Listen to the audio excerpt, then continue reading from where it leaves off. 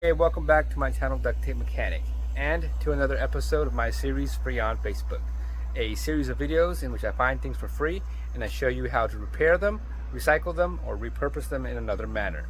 In this video I got this Kenmore washing machine that unfortunately is broken beyond repair. However, I'm going to show you how I harvest this for parts so I can use this one machine to make multiple repairs to a multitude of different machines in the future. So if you find this video to be helpful, make sure you subscribe to my channel for more DIY and tinkering videos. So unfortunately, here's the sacrificial lamb. This machine originally had bad suspension rods, and the owners just let them go for a long time to a point where it was pretty much just walking across the garage. But what that did was it also destroyed the outer tub there, and I don't have a replacement part to this.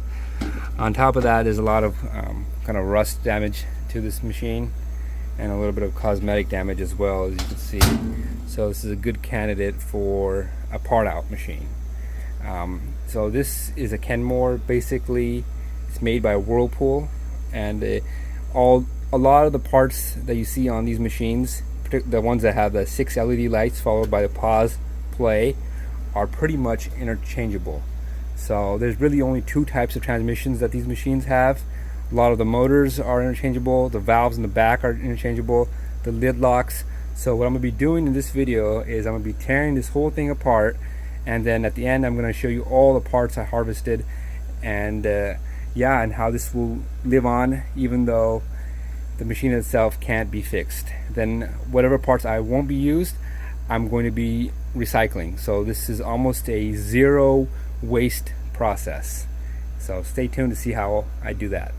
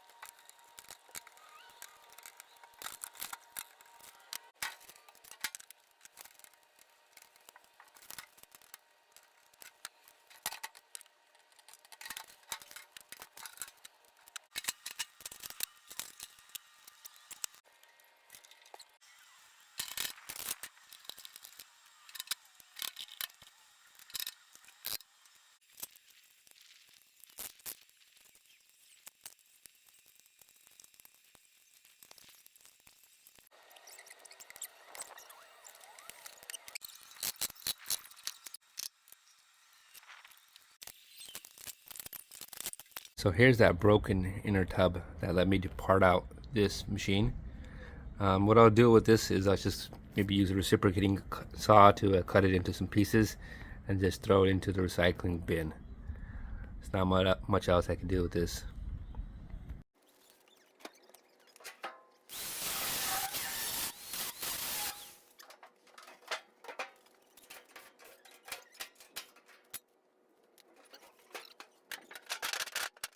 Here's all that excess metal from that washing machine, but even that doesn't go to waste, as there's a metal recycling place just a few miles from my home.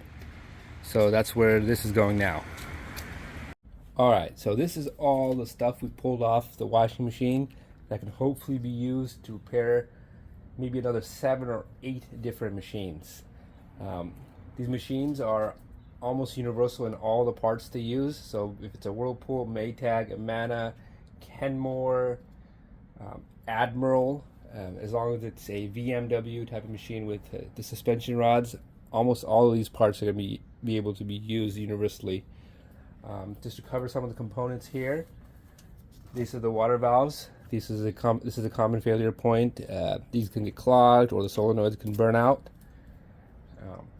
Then obviously this is the shifter actuator. This is often a common issue in these machines, where this will either mechanically break or the RPM sensor right here will go out and the machine will just get stuck in the sensing mode.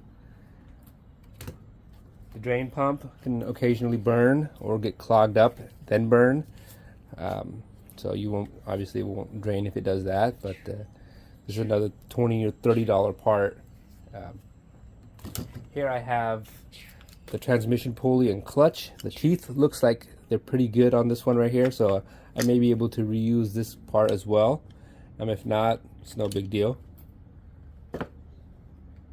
The belt is also in decent condition. These break often or slip off often as well.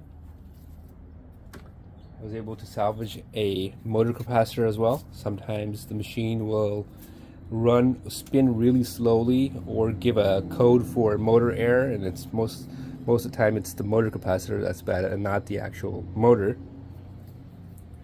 Which leads us to the drive motor, which can go bad as well, and I do have a video on how to replace this as well. This is a quite expensive part. I believe it's $65 or $70, so that's a nice thing to have on hand. And I've got a bunch of these on hand in a drawer for both the direct drive and this type of washing machine as well. Then probably the most common, or aside from the shifter, a common failure point on these is the lid lock mechanism.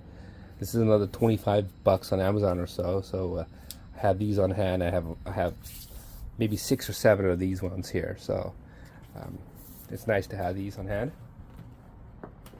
This is the drive block that kind of holds the inner tub down. It's kind of rusted out right here, so I'm gonna probably have to toss that. I do like to get the wiring harness as well, because sometimes these clips will get bent or broken or sometimes burnt out, and then you have to cut them, and you always resolder on these new clips, and they're hard to find. That's why a wiring harness is good to have. And also, actually this one I just noticed the pressure hose is actually broken, but ideally this would have been intact and I would have had a pressure hose, and this is what senses how much water is in the tub. So I do have a couple of these wire harnesses that have the pressure hose intact. This one I must have been a little bit too rough when I was disassembling it, I suppose, or it broke while it was shaking around, but I'm not sure. Then we have suspension rods. These rods were bad. I actually rebuilt these using a safety pin mechanism or repair technique, and I covered that in one of my videos. So these, if you're disassembling a washing machine that's shaking all over the place, these rods wouldn't be good, but these ones right here have been rebuilt, so they're good. And one of the big prizes that I was able to get out of this was, I did have to work for it to get this off, but is the transmission. This is an expensive part, and with these machines the bearing is integrated into the transmission, so if there's a loud buzzing noise, that means you have to replace the entire transmission. And also sometimes these transmission leaks, or they leak, and then you have to replace the entire unit. Lucky for me, this one's not leaking, and as you can see by spinning the shaft, there's no bearing noise either. If there was, you would have heard like a growling noise. So this is a good find. I just got to maybe clean off the shaft right here, but this will definitely be reusable, because bearings go out on these machines fairly often. Then we come to this right here is the control board unit. I'll just store it like this. There's the control board's on the back, and then the pressure sensor as well, with pressure switch. But this is, if the unit's not powering on, it's a common occurrence. I just take the board off, throw it on there, and even these boards, even used, can run $40 or $50 on eBay. Then you don't even know if the board is going to work or not. So it's definitely a benefit to salvaging these parts off used machines. And then lastly, I just have the drain hose and the tub outlet hose, the one that goes to the inlet side of the drain pump. And yeah, these leak. I believe this is this is the outlet of the drain pump. Yeah, these can get bent and leak all the time, so it's good to have on hand. So yeah, so that's pretty much basically how I salvage parts off of machines that are unrepairable. It's a good technique, and you can almost recycle the entire machine. Like I said, this will at least repair 7 to 8 machines just from having to take apart that one machine. So just because we weren't able to repair it doesn't mean it's not useful. This is a little bit different of a video, and I hope you liked it. And please subscribe and stay tuned for more DIY and tinkering videos.